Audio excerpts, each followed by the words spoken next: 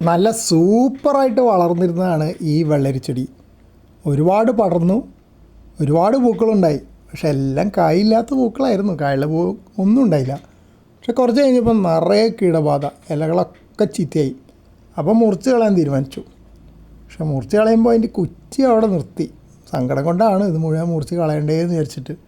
എങ്ങാനും പുതിയ ഇലകൾ വരികയും അതിൽ കീടങ്ങളില്ലാതിരിക്കുകയും ചെയ്താൽ എന്തെങ്കിലും ഒരു ഗുണം ഉണ്ടായാലോ എന്ന് വിചാരിച്ച് അങ്ങനെ നിർത്തിയതാണ്. ഇത് പടവലത്തിൻ്റെ കുറ്റിയാണ്. കുറച്ചും കൂടെ തണ്ടൊക്കെ ബാക്കിയുണ്ട്. ഇതും അതന്നെ സ്ഥിതി.